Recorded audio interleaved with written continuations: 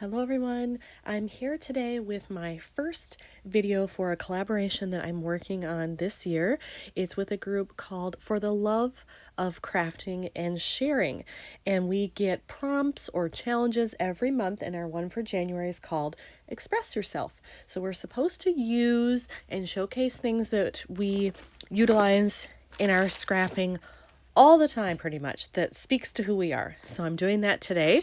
So first off, I have pocket page sitting here. That is what I do probably 80% of the time. I used to be a traditional 12 by 12 scrapper for a long time, but I made the switch to pocket pages a couple of years ago and I'm not looking back. However, I will say I sometimes do 12 by 12 pages if somebody asks me. For instance, my husband takes trips just like I do, and he up to this point has preferred that they are in 12 by 12 format. So I do that for him, but for myself, I do not anymore.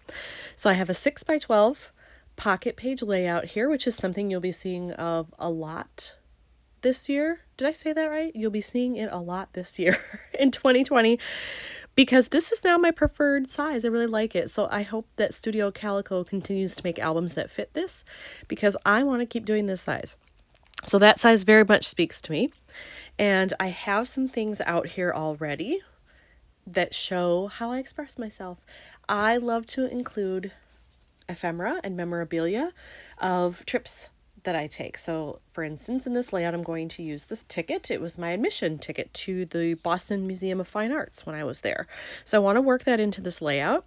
I also have this bag of all kinds of ephemera and die cuts, all related to travel, because travel is the number one thing that I love to scrap. So that's another way that I express myself. And I like to use lots of these types of things.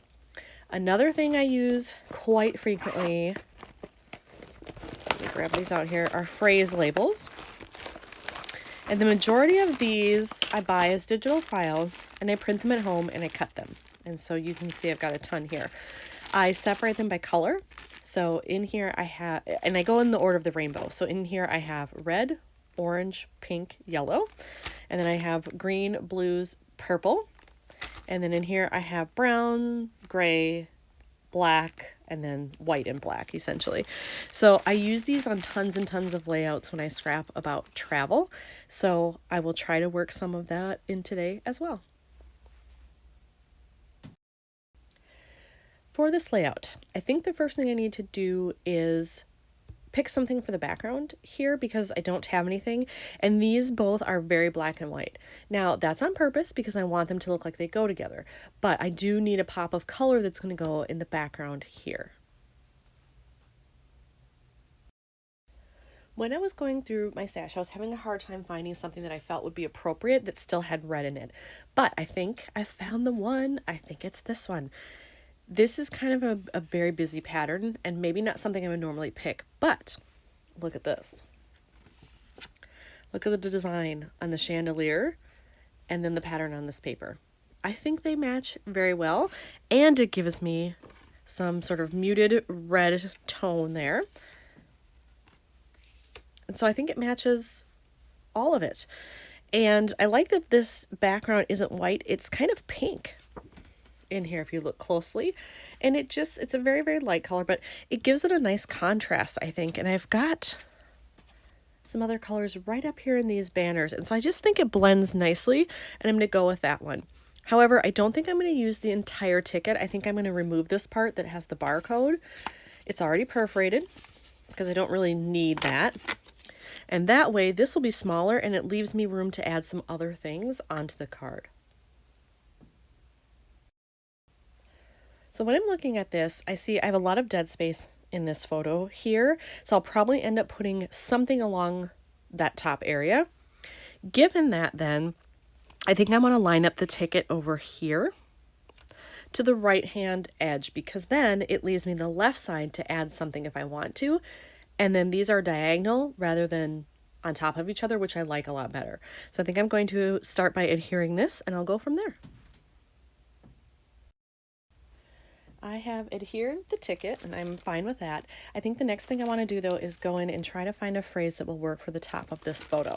So I'm going to start with this bag of phrases because I have red and pink in there, and hopefully I'll find something that works. I don't know that I have anything art specific in here.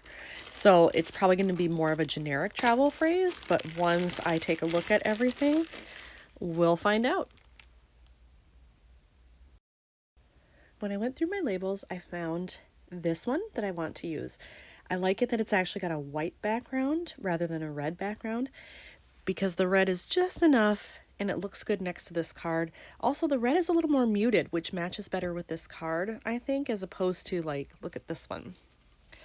This is a super bright red.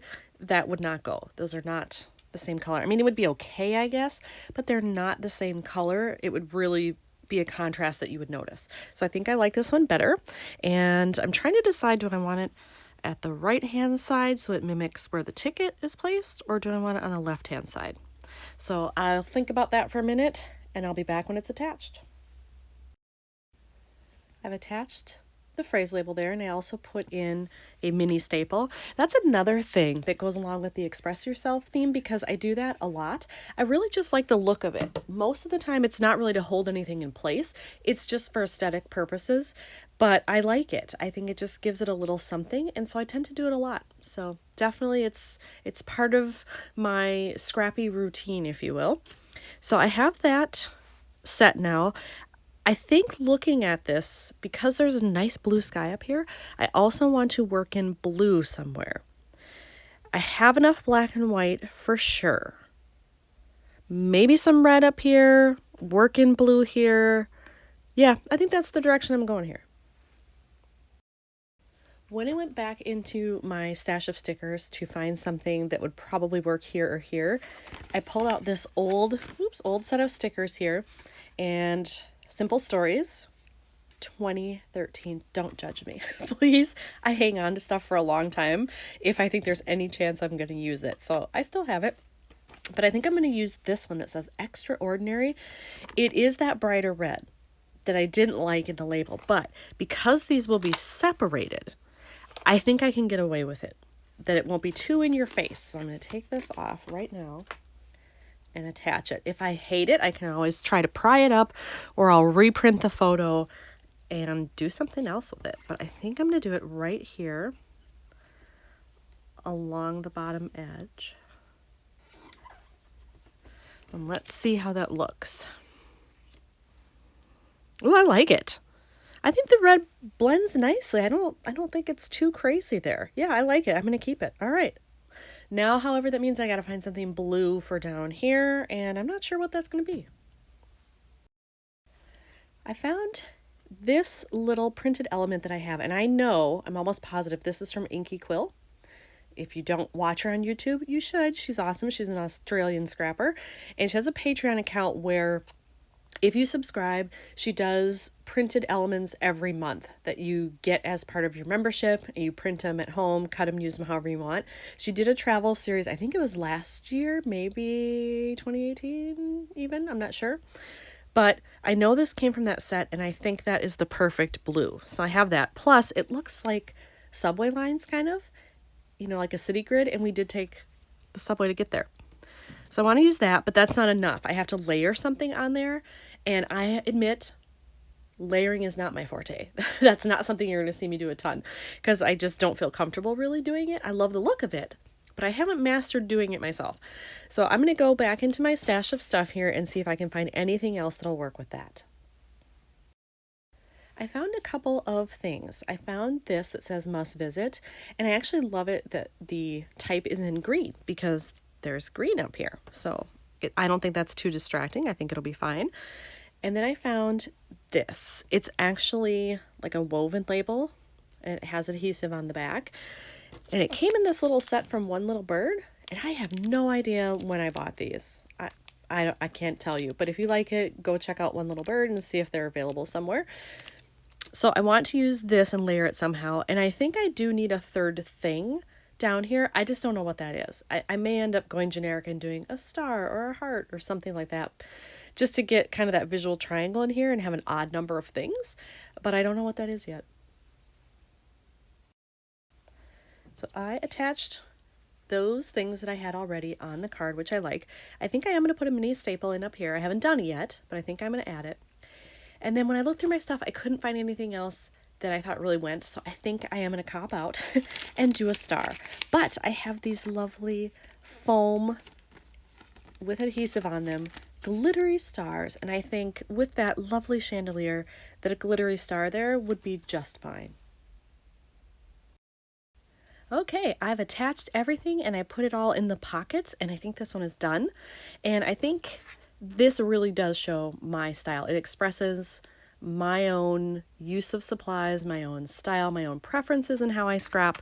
So it definitely fits our theme for this month's collaboration. So I'm going to just give you some close-ups here so you can see everything as it's done. There you go. I really like the way this lower pocket turned out at the end. So thanks for watching, everyone.